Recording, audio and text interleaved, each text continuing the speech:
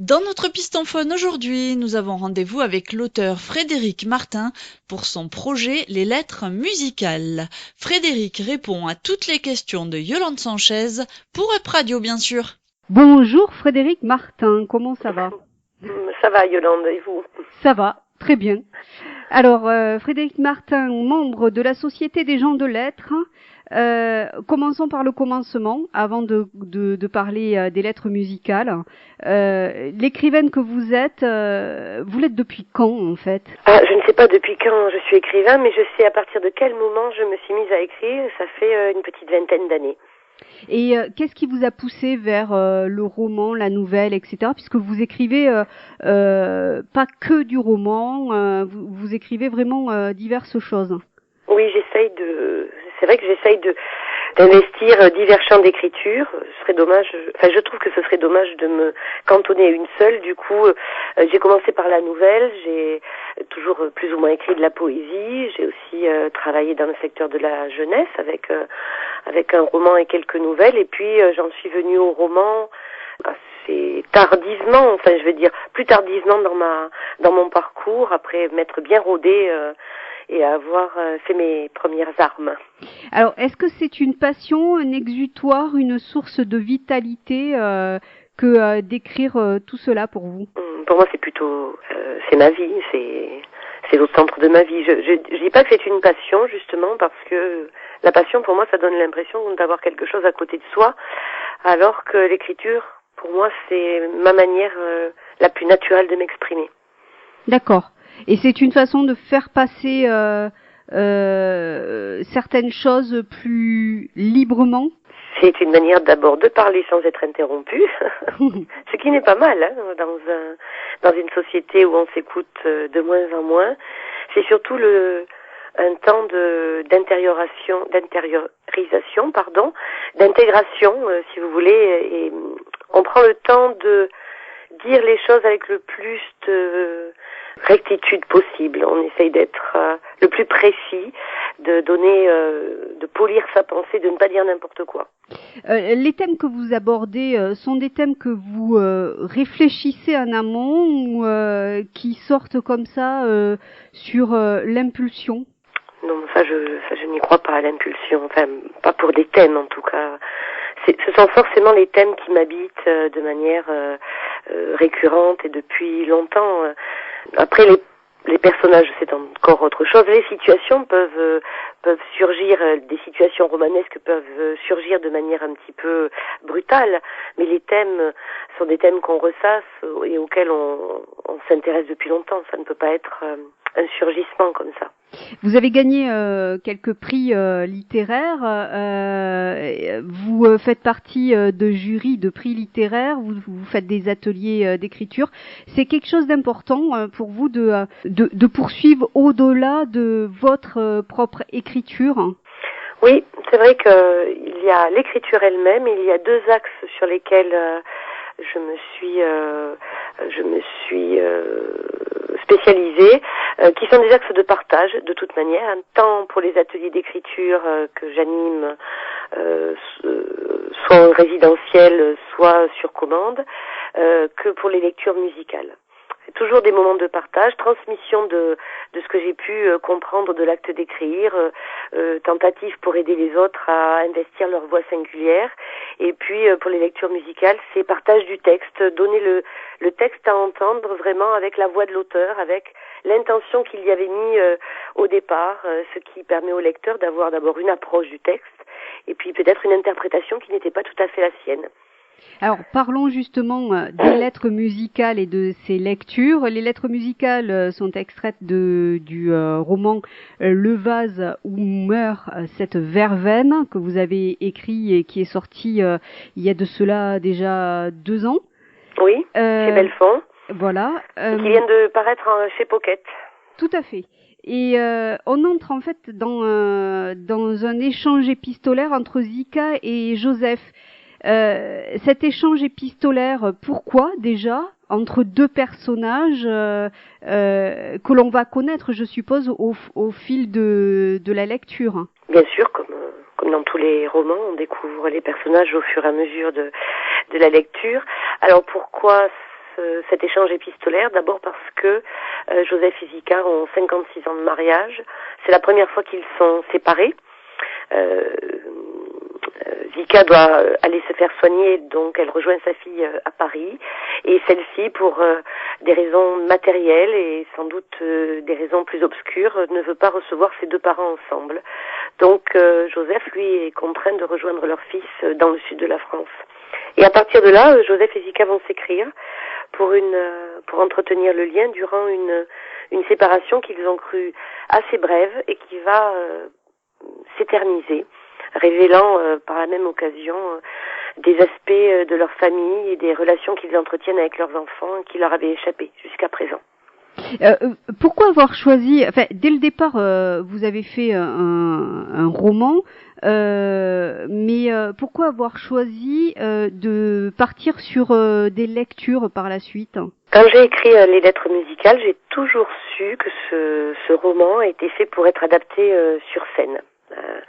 C'est un roman de l'oralité. Ils s'écrivent, c'est très porteur pour une voix sur scène de lire des lettres.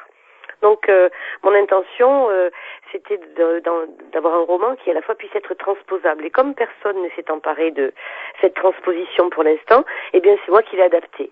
Je voulais donner à entendre la voix de Joseph et Zika pour plusieurs raisons. D'abord parce que j'ai beaucoup de tendresse pour les personnes âgées, parce que si tout va bien ou si tout va mal, c'est là que nous allons nous retrouver tous un jour ou l'autre, et à ce moment de la vie où on est souvent dépossédé de ses choix, ou pour des raisons multiples, plus ou moins justes et plus ou moins bonnes, on n'a pas toujours l'opportunité de dire je vais vivre de telle manière, ou je vais terminer ma vie de telle manière, ou je ne veux pas qu'on m'impose ma manière de vivre. Donc ça, c'était le premier thème, et je voulais, à travers ces lectures musicales, faire entendre ces voix, leur fragilité, mais leur force aussi, leur beauté.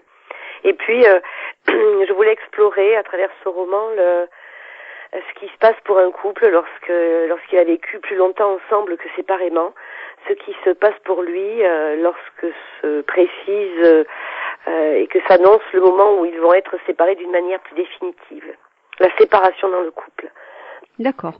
Alors, les lettres musicales, vous n'êtes pas seul en fait dans Non. ces lettres musicales. Vous êtes la voix de Zika. Il y a la voix de Joseph qui est celle de Roger Borland. Alors, un mot sur lui et puis un mot aussi sur le travail de Marie Sigal qui est votre double musical sur. Oui, tout à fait. Sur cette qui est lecture. co-créatrice sur ce projet, puisqu'elle en a écrit quasiment toutes les musiques, à l'exception d'une. Elle en a écrit toutes les musiques, et puis elle intervient aussi avec sa voix. Elle a participé à la mise en scène scénique. On a été vraiment co-créatrices chacune dans notre domaine. Donc Marie Sigal, qui est une chanteuse et pianiste assez réputée, qui vous salue d'ailleurs, qui m'a dit de dire bonjour à Up Radio. Oui, qu'elle connaît bien, manifestement. Donc la rencontre avec Marie Sigal a permis de porter ce texte jusqu'à ce point d'orgue des lettres musicales. Sans elle, je l'aurais sans doute monté, mais d'une autre manière. Et je suis très heureuse de faire ce projet avec elle. Elle amène beaucoup de beauté et beaucoup de gravité et de tendresse avec sa musique, avec ses compositions et son interprétation. Et puis il y a Roger Borland qui est un comédien qui a beaucoup tourné et qui tourne encore beaucoup dans la région toulousaine et ailleurs, mais je ne connais pas tout le détail de son travail. Roger, on se connaît depuis très longtemps. Il a 83 ou 84 ans, je crois, aujourd'hui. Et dès que je me suis emparée de l'adaptation des lettres musicales, j'ai pensé à lui parce qu'il avait peu ou prou l'âge de mon personnage. Et j'avais depuis longtemps envie de faire quelque chose avec Roger Borland. Et donc je lui ai proposé, et puisqu'il intervient en voix off, sa voix a été enregistrée. C'est un travail un peu particulier. Moi, je suis sur scène avec Marie Sigal, et en voix off, symbolisant aussi l'absence et la séparation, on a la voix de Roger qui lit certaines des lettres du roman. Et Marie, vous l'avez rencontrée comment en fait? Marie, c'est mon ancien accompagnateur Christophe Honold qui me l'a présenté. J'ai travaillé pendant longtemps avec Christophe Honold qui jouait à l'accordéon et au piano. Et puis sur ce projet, ça devenait compliqué pour lui de me suivre. Il avait sa propre formation, il avait aussi un travail assez prenant. Et donc il m'a présenté Marie. Et ça a été tout de suite un coup de foudre entre nous, un coup de foudre réciproque. Elle n'est pas là pour le confirmer, mais on en a déjà parlé. Et elle m'a très vite fait une proposition et qui m'a emballée sur ce spectacle, et on s'est lancé très vite à monter les lettres musicales ensemble. C'est une grande professionnelle, Marie Sigal. Elle m'a beaucoup appris aussi sur le milieu du spectacle, comment travailler en scène. J'ai beaucoup appris à son contact.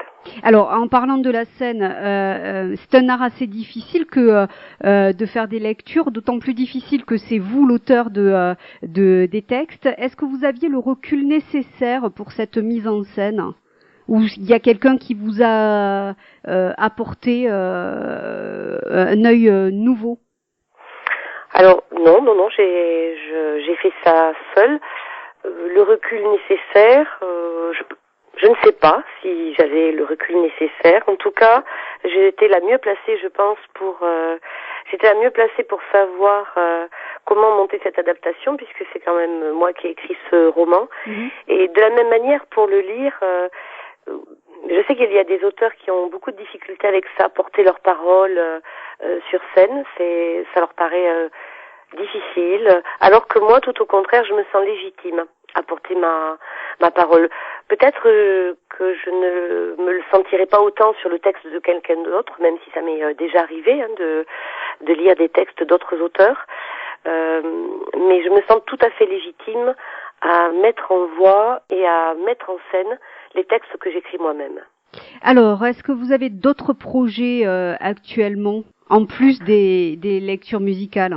Alors j'ai des projets, je travaille sur deux prochains livres, un recueil de nouvelles d'anticipation sociale et un roman pour lequel je prends des notes. Je ne suis pas encore passée à l'acte d'écriture, mais ça mûrit depuis plusieurs mois maintenant.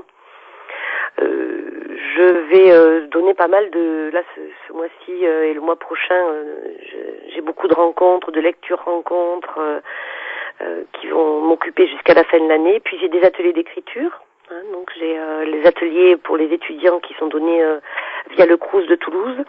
Et puis en été, à Castelnau de Montmiral, à côté de Gaillac, je donne un atelier résidentiel de 5 jours sur le thème du vécu à la fiction.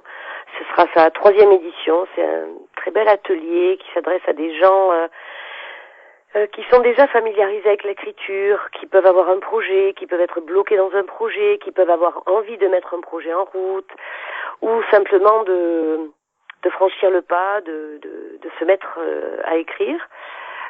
Voilà, ça ce sont mes projets les plus proches, je dirais. D'accord.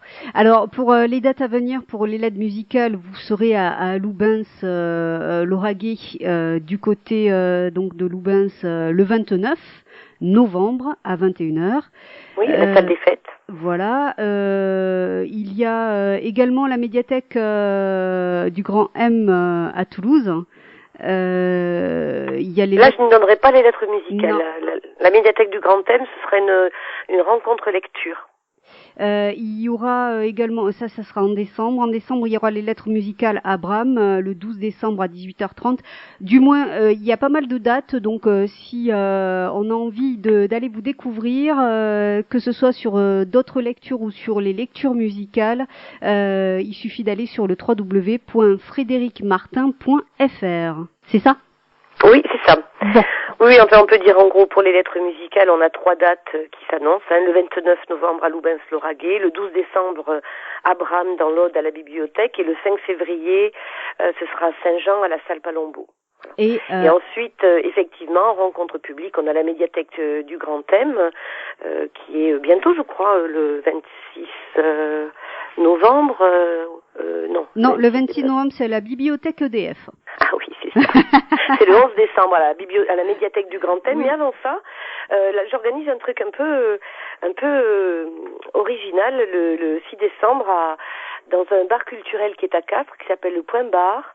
On va faire une lecture rencontre, là aussi, accompagnée d'un accordéoniste, un nouveau partenaire de musique. Et avec la librairie Coulier, on va faire donc une lecture rencontre au Point Bar, qui est un bar culturel qui s'est ouvert à Castres, où il y a une ambiance assez semblable au café culturel alternatif qu'on a ici à Toulouse, comme le Bar au Bohème, le Bistrologue, dont je parle justement dans mon dernier roman. Et donc là, ce 6 décembre-là, vers 19h30, ce serait bien que les amis de Castres et des environs nous rejoignent aussi. Ok, donc voilà, c'est dit, et il suffit d'aller sur votre site pour avoir tous les renseignements possibles et inimaginables. Allez, on va passer aux questions à la con. Ah, les questions à la con, ça je connais pas ça. Ouais. La qualité qui vous fait défaut. La patience. Quel est le goût de l'absence? L'amertume. La lettre que vous auriez aimé écrire, elle serait pour qui? Pour moi-même. Si vous étiez un jeu. Un jeu J-E-U. Ah, là, c'est tout l'art de la parole. Vous le prenez comme vous voulez. Alors là, moi qui ne suis pas joueuse, pour le coup, enfin pas joueuse, un Scrabble peut-être. L'instant de quoi? De rêver. Pour vous, la curiosité, c'est quoi? C'est le moteur de la vie. Si vous étiez une destination, ça serait laquelle? Le meilleur de moi-même. Je vous ai posé plein de questions, vous avez le droit de m'en poser une. Yolande, si vous ne travailliez pas Up Radio, que feriez-vous? J'ai fait pas mal de choses dans ma vie. Vous voulez dire plutôt un métier passion? Oui, si tout était possible, que feriez-vous? Je pense que je travaillerais avec des enfants ou des adolescents. Après, quelque chose pour transmettre en fait. J'ai ce besoin-là de transmettre et de prendre aussi, de prendre des autres. Donc peut-être quelque chose dans ce sens-là, ou avec des personnes âgées, l'un ou l'autre. Ah. Qui sont jamais que un moment ou un autre de notre existence, un point ou un autre de la corde que nous avons à traverser. Vieux, voilà. Jeune, c'est un faux problème. Ouais, voilà, tout à fait. Un artiste, si vous aviez un artiste à nous faire découvrir, ça serait qui? Waïd Diban, qui est un artiste multi-facette, que je connais depuis assez longtemps, avec lequel j'ai écrit un bouquin qui s'appelle Enquête de Job, autour des mouvements sociaux qui ont eu lieu à l'usine Job à Toulouse. Et Waïd Diban, il est à la fois musicien, compositeur, mais aussi il est aussi réalisateur de films. Il fait aussi du théâtre, improvisation dans les entreprises. En fait, c'est un artiste assez complet. Voilà. Donc c'est Waïd Diban que je vous recommande d'aller essayer de découvrir ici ou là. Ok. Et attention, la question la plus con de ce questionnaire à la con, il faut bien l'avouer. Quelle est la radio que vous allez écouter de temps en temps à partir d'aujourd'hui? Up Radio, bien évidemment. En tout cas, nous on incite vivement les auditrices et auditeurs à aller découvrir des lectures musicales. C'est vrai que on a tendance à aller voir du théâtre, on a tendance à aller à des concerts, et là pour le coup, en fait, on a l'un et l'autre entre guillemets. On a réuni les deux. Et donc ça sera certainement très intense. Donc on incite vivement les auditrices et auditeurs à aller vous découvrir. Merci beaucoup. Merci Frédéric. Merci Yolande. À très bientôt. Mais j'espère.